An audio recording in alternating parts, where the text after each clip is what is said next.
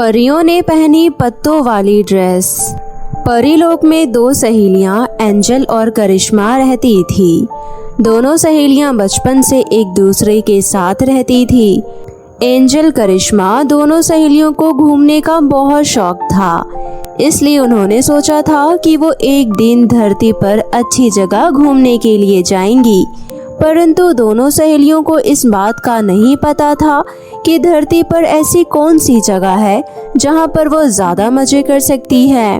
तभी वो अपने अपने स्मार्टफोन में देखते हैं, पर उन्हें सारी जगह कुछ खास नहीं लगती है। सुनो करिश्मा, क्यों ना हम लद्दाख चले? वहाँ पर बर्फ का नज़ारा बहुत अच्छा है, वहाँ बर्फबारी होती है। शायद तुम्हें पता नहीं है, हम परियों के लिए एक अलग वातावरण में रहना खतरे से खाली नहीं है। क्या पता हम बर्फबारी में बीमार हो जाए, इसलिए हम वहाँ नहीं जा सकते हैं। हाँ, तुम सही कह रही हो, पर मुझे तो धरती पर ऐसी कोई जगह नजर नहीं आ रही है जहाँ पर हम घूमने जा सके। हाँ एंजल, शायद तुम सही कह रही हो, हमें शायद इस परीलोक में ही रहना होगा। अरे तुम उदास मत हो करिश्मा, हम बहुत ही जल्द एक बहुत रोमांचक जगह घूमने चलेंगे। एंजल, हम पहली बार कहीं घूमने जा रहे थे। मैंने कितने सपने सजा लिए थे कि हम ये करेंगे वो करेंगे, फिर मैं उदास कैसे ना हूँ। और वैसे भी देखो ना, धरती पर कितने तरह के मौसम है, पता नहीं कौन सा मौसम हमारे लिए अनुकूल हो। हाँ तुम सही कह रही हो, क्यों ना घूमने के लिए हम रानी परी से कोई अच्छी सी जगह पूछ ले, वो हमारी मदद कर सकती है। लेकिन रानी परी से बात कौन करेगा? दोनों सहेलियां ये सोचकर बहुत उदास हो जाती है कि वो कहीं नहीं जा पा रही है। वो काफी समय से छुट्टियों पर नहीं गई थी। तभी एक दिन रानी परी अपने महल में सभी परियों को बुलाती है और उनसे बातें करती है। तभी रानी परी देखती है कि करिश्मा और एंजल वहाँ पर उदास खड़ी है। क्या बात है खूबसूरत परियां, तुम दोनों उदास क्यों हो? एक दूसरे से झगड़ा कर लिए हो क्या? नहीं रानी परी, ऐसी कोई बात नहीं है। फिर क्या बात है, जरा हमें भी तो बताओ, क्या पता तुम्हारा ये उतरा हुआ चेहरा हम खिला सके। रानी परी, एंजल और मैं धरती पर घूमने जाना चाहते हैं, परंतु हमें समझ नहीं आ रहा कि धरती पर कौन सा मौसम हमारे लिए अनुकूल रहेगा। काफी समय से हम दोनों ने कोई छुट्टी नहीं ली है, जिस वजह से हमारा काम में मन नहीं लग पा रहा है। दोनों सहेलियों की बातें सुनकर रानी परी को भी बहुत बुरा लगता है। मुझे तुम लोगों का ये उदास चेहरा देखकर बिल्कुल भी अच्छा नहीं लग रहा है। अगर तुम दोनों छुट्टी लेना चाहती हो तो मैं तुम्हें घूमने के लिए एक बहुत अच्छी जगह बताती हूँ। धरती पर एक आदिवासी का समूह रहता है। मुझे पूरा विश्वास है तुम दोनों परियों को वो जगह बहुत अच्छी लगेगी और तुम्हारा वहाँ का अनुभव भी बहुत अच्छा रहेगा। तुम कल ही वहाँ जाने के लिए रवाना हो सकती हो। क्या सच में रानी परी? आप बहुत अच्छी हैं, आपका बहुत बहुत शुक्रिया। महल से निकलने के बाद अब दोनों सहेलियां धरती पर जाने के लिए तैयारी करने लगती हैं और अगला दिन होते ही एंजल और करिश्मा अपने सफर के लिए निकल पड़ती है। वो उड़ते उड़ते नीचे आ रही होती है। उन्हें धरती की ठंडी ठंडी हवाएं बहुत अच्छी लगती है। ये ठंडी ठंडी हवाएं दोनों को बहुत खुश कर रही थी और बहुत ही जल्द वो रानी परी के बताई हुई जगह पर पहुंच जाती है। जैसे ही वो दोनों वहां पहुंच जाती है, तभी उन दोनों के पास एक आदमी आता है जिसने पत्तों के कपड़े पहने हुए थे।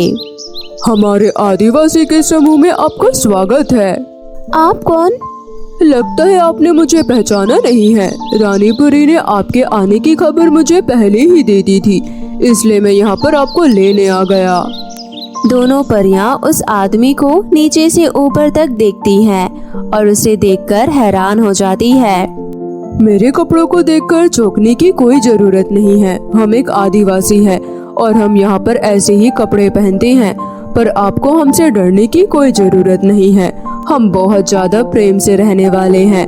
हम सभी को आदिवासियों के बीच रहने का अच्छा अनुभव प्रदान करते हैं। आपकी जैसी बहुत सारी परियां यहाँ पर घूमने के लिए आती हैं।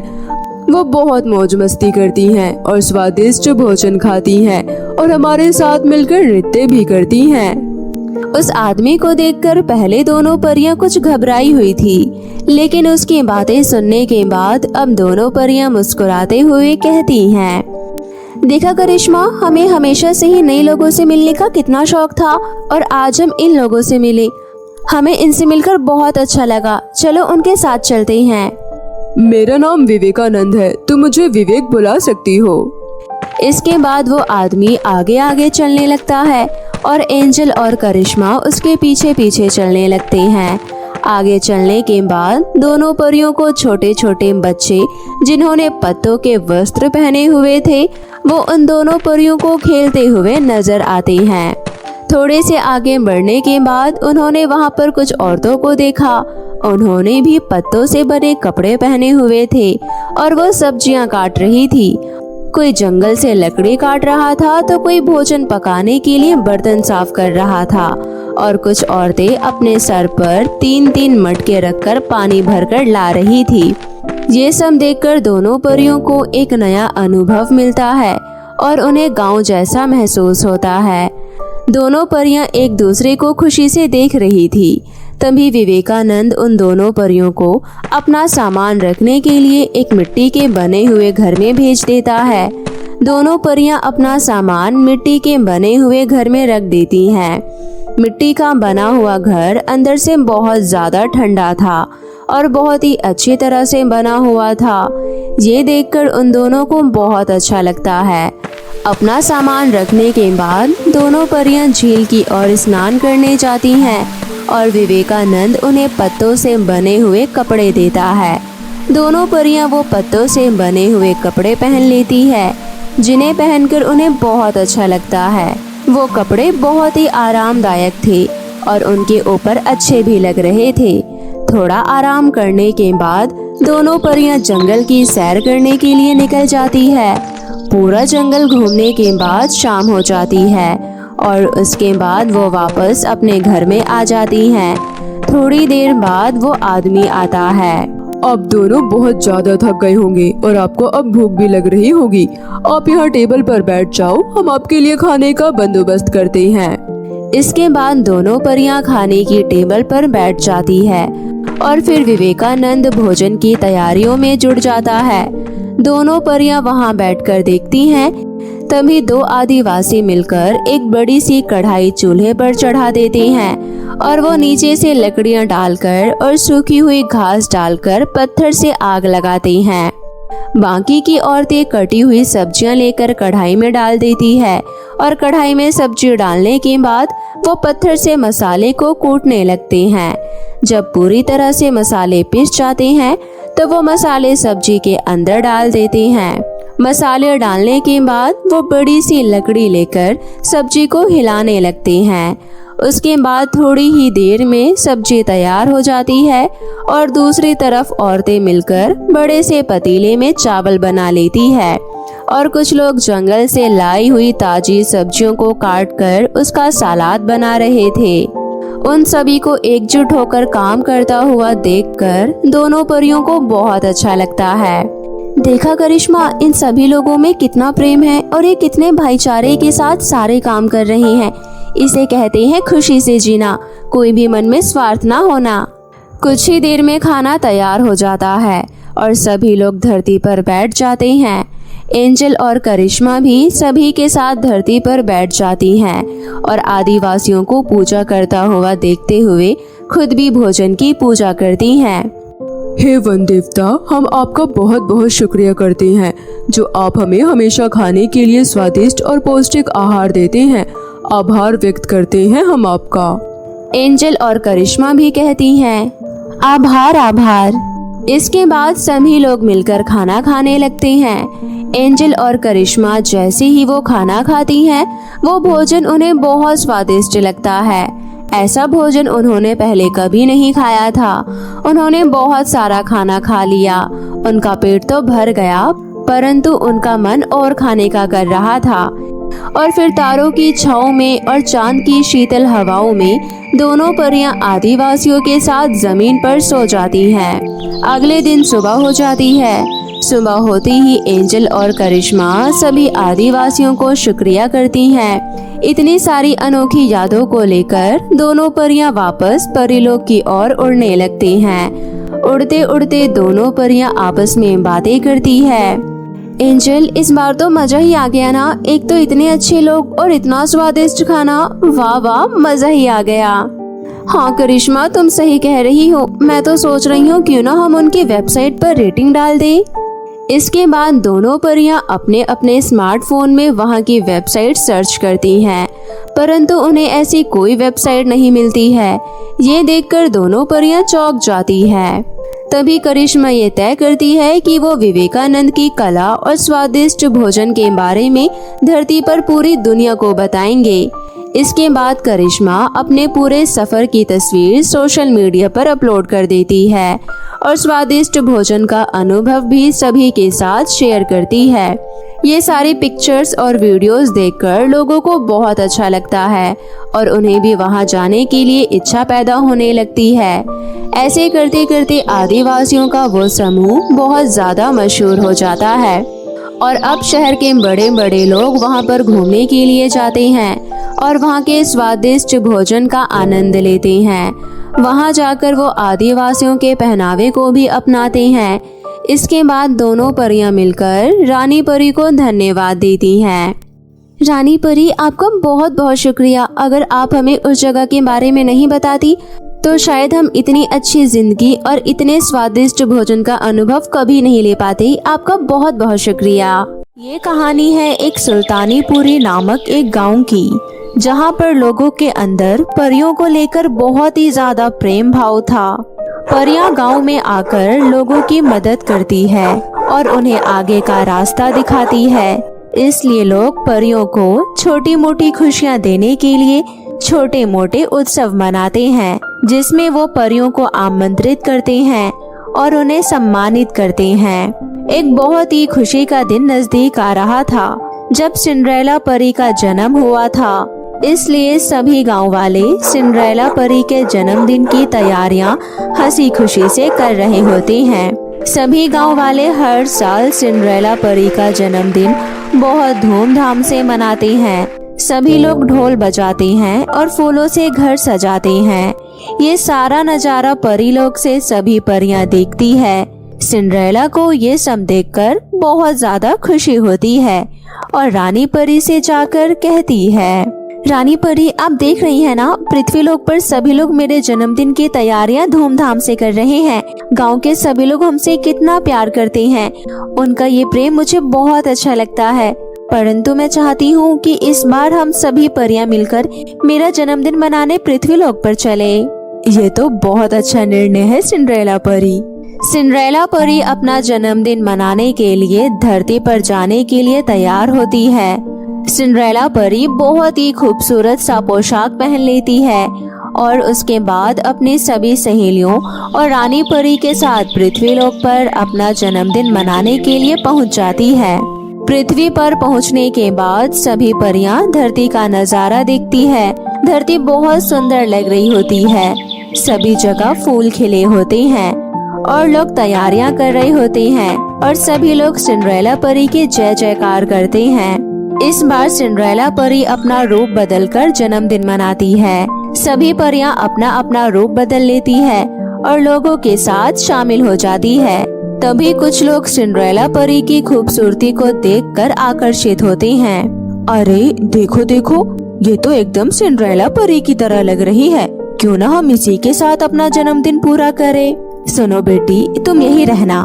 मैंने तुम्हारे लिए बहुत ही स्वादिष्ट पकवान बनाया है, तुम उसे खाकर ही जाना। हम यहाँ पर सिंड्रेला परी का जन्मदिन मना रहे हैं, इसलिए तुम भी केक खाकर जाना। इतना कहकर वो औरत अपने घर से केक लेने के लिए चली जाती है। देखा आप सभी परियों ने, सभी गांव वाले मुझसे कितना प्रेम करते हैं और उन्होंने जन्मदिन के लिए कितनी सारी तैयारियां कर ली है। अब हम सब परियां मिलकर स्वादिष्ट भोजन खाएंगे। सिंड्रेला परी गांव वालों की तारीफ कर ही रही थी कि तभी वो औरत प्रसाद लेकर आ जाती है। ये लो बेटी, ये प्रसाद खा लो। ये प्रसाद मैंने अपने हाथों से सिंड्रेला परी के लिए बनाया है। आज मुझे तुम्हारे अंदर सिंड्रेला परी नजर आ रही है, इसलिए ये तुम खा लो। लोगों के साथ सिंड्रेला का जन्मदिन मनाकर मुझे बहुत अच्छा लग रहा है। ये प्रसाद तो बहुत ही स्वादिष्ट है, आपका बहुत बहुत शुक्रिया। इतना कहकर वो सभी परियां वहाँ से गायब हो जाती है। ये देखकर वहाँ के लोग बहुत शौक हो जाते हैं। वो लोग समझ गए थे कि जिसे वो सभी लोग सिंड्रेला परी समझ रहे थे, वो सच में ही सिंड्रेला ही थी, जो एकदम से वहाँ से गायब हो गई थी। मुझे तो विश्वास ही नहीं हो रहा कि सिंड्रेला परी अपना जन्मदिन हमारे साथ मनाने आई थी। परियां किसी भी रूप में आ सकती है। परी आई और चली भी गई और हमने उसे पहचाना भी नहीं। मुझे बहुत अच्छा लगा जो उन्होंने मेरे हाथ के बने हुए मीठे मीठे पकवान खाए और कुछ लोगों की बहुत ही मदद की है। वो हमारे लिए एक आशीर्वाद का रूप है। सिंड्रेला परी अपने बाकी सहेलियों के साथ और रानी परी के साथ अपने जन्मदिन की तैयारियां देखते हुए आगे बढ़ रही थी। चलते चलते बहुत सुंदर सुंदर चित्र दिखाई देते हैं, जिसमें गांव वालों ने परियों के अच्छे अच्छे रूप बनाए थे। ये सब देखते देखते सिंड्रेला परी अपनी पलटन के साथ आगे बढ़ती जा रही थी। आगे बढ़ते बढ़ते सिंड्रेला की नजर एक टूटी फूटी झोपड़ी की तरफ जाती है। अरे देखो परियों, पूरे गांव वालों ने मेरे जन्मदिन पर स्वादिष्ट स्वादिष्ट भोजन बनाया है और फूलों से सजावट की है, परंतु ये घर तो देखो अंधेरा सा लग रहा है। पता नहीं इसमें कोई रहता है या नहीं।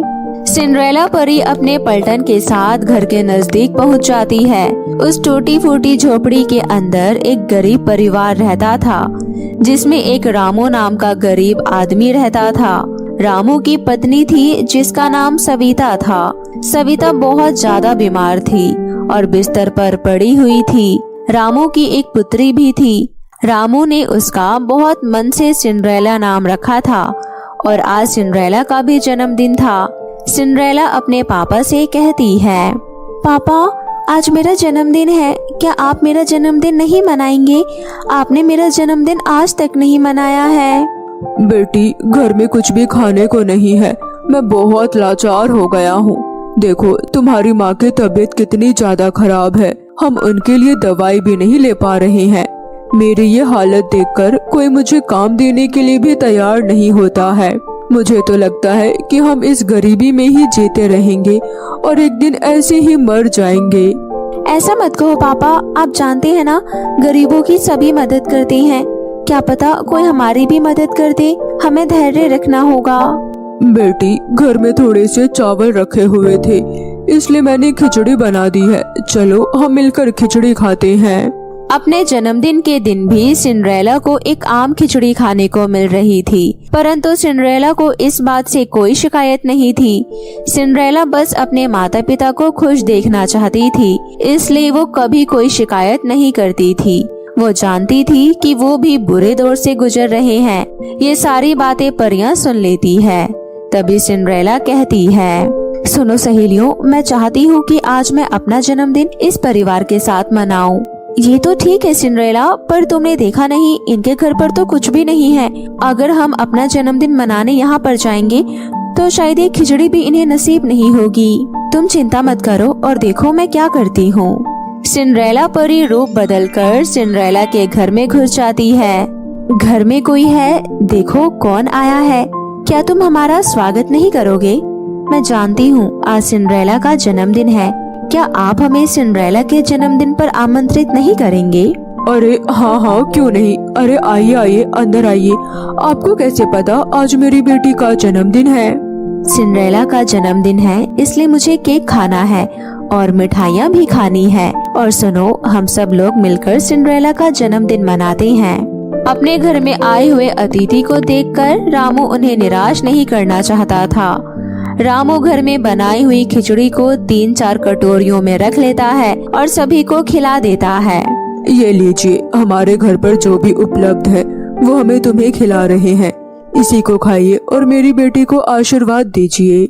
रामू वो खाना परियों के आगे रख देता है। तभी एक जादू होता है और वो 5 खाने की कटोरियाँ बड़े बड़े बर्तनों में बदल जाती है, जिसमें एक बर्तन के अंदर बड़ा सा केक होता है और दूसरे बर्तन के अंदर ढेर सारे सुंदर सुंदर कपड़े होते हैं और तीसरे बर्तन के अंदर सोना, चांदी और हीरे जवाहरात होते हैं।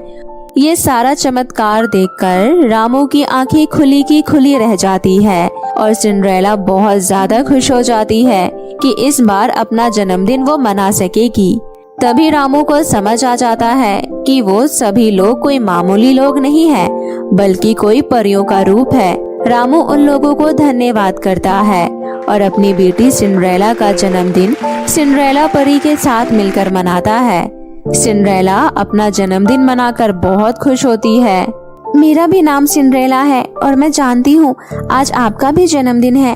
मुझे बहुत अच्छा लगा सिंड्रेला परी, जो आपने अपना जन्मदिन मेरे साथ मनाया। मैं आपका ये एहसान कभी नहीं भूलूंगी। देखो सिंड्रेला, जब भी धरती पर किसी को मदद की आवश्यकता होती है तो हम उनकी मदद जरूर करते हैं। तुमने हमें सच्चे दिल से याद किया था, इसलिए हम तुम्हारी मदद करने भी यहाँ चले आए। मेरी कृपा हमेशा तुम्हारे ऊपर बनी रहेगी। इतना कहकर परी अपनी बाकी पलटन के साथ गायब हो जाती है। परी के वहाँ से जाते ही सिंड्रेला के घर में बहुत ज्यादा सुख शांति आ जाती है और सिंड्रेला की माँ बिल्कुल ठीक हो जाती है और रामू परी के द्वारा दिए गए हीरे जवाहरात से एक सुंदर सा घर भी बनवा लेता है। और अब रामू हमेशा अपनी बेटी सिंड्रेला का बर्थडे के साथ साथ सिंड्रेला परी का बर्थडे भी मनाता है।